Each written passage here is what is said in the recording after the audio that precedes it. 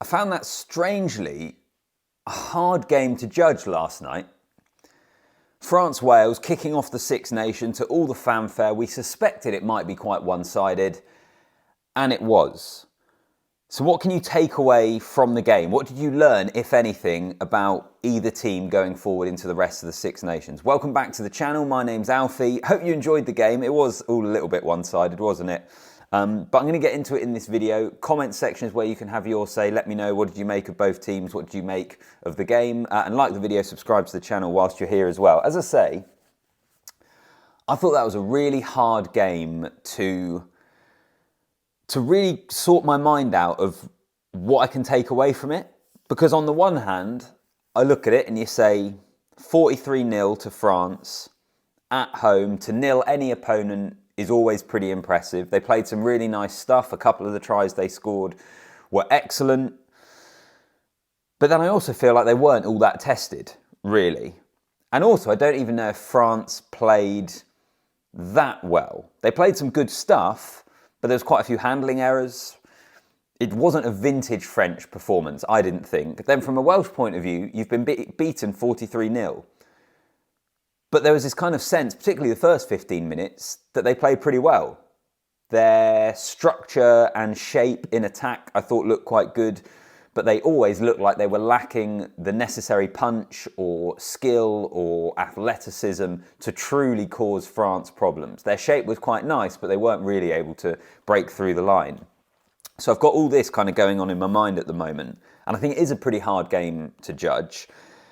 And ultimately, I think it is probably a mix of those things. I thought from a French point of view, it was job done. Bonus point wrapped up by half-time. You scored some good stuff. You've got yourselves into the tournament with a win. You move on now to Twickenham, and you will know that you have to take your game possibly to another level. We'll wait and see what England look like today. But you would expect they will have to build throughout this competition. But they weren't at their best, and they've had a really convincing win. Dupont back, some other good performances in there. Good stuff. And then from a Welsh point of view, I genuinely thought some of their shape looked way better than it had been. Certainly from what we saw last year and we saw in the autumn, they had some pretty good stuff, but they've been beaten comfortably.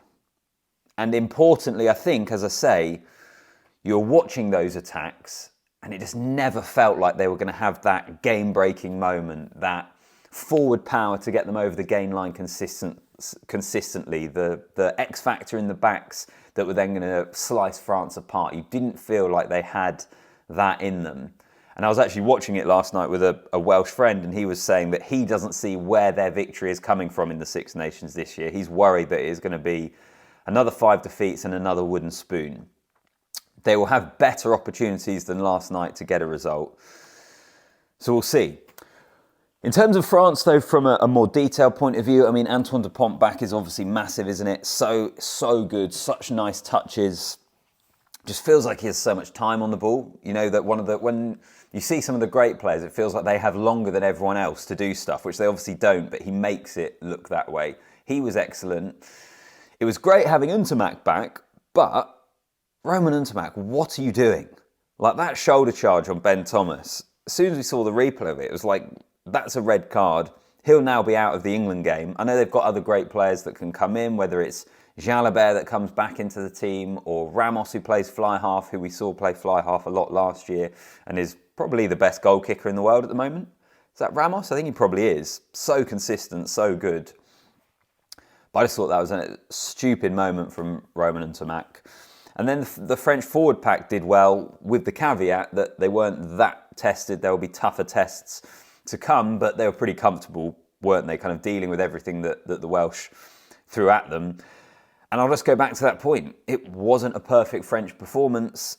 I feel weirdly not that convinced by it, which I feel is too harsh because they've won comfortably. But anyone else with me on that one? Like, for being the favourites, and I've got them as the favourites, and I'm not going to change my prediction after one game and it's a resounding win, but it wasn't a performance that, to me, said, yeah, this is a French team that are going to coast their way through it to a Grand Slam. If you're Irish, for example, I think you're looking at that and saying, you're going to have to be a lot better than that when you come to Dublin to play us in round 4, I think it is. So there we go. On France, I guess it's a building block. For Wales, I thought Ben Thomas had some nice touches at fly half. I thought they were also unlucky with the injuries, in particular to Aaron Wainwright. Him going off early, like he's probably their best ball carrying forward in terms of who's going to get you over that gain line. So going back to what I was saying previously about not having the punch to really cause France problems, when you lose him so early, I think that is a massive blow. Obviously of the centres as well. I thought the centres were actually... Seems harsh saying, I thought they were pretty poor, both Owen Watkin and Nick Tompkins. Owen Watkin, I know, went off quite early as well, but even before that, it had a few moments that weren't that great. And it brought me back to selection, like as I was watching it last night, and I was watching Ben Thomas and thought, he looks good, I like what he's doing. I still felt, surely there is a place in this team for Gareth Anscombe as your experienced fly half to start. That shifts Ben Thomas back to 12, and Max Llewellyn, who then starts at 13. And it changes your centres that I thought struggled, gives you more experience at fly half, and then you can still have the young lad Edwards coming off the bench. And you've got Anscombe there as your kind of more experienced number 10. I still don't quite understand that particular bit of it.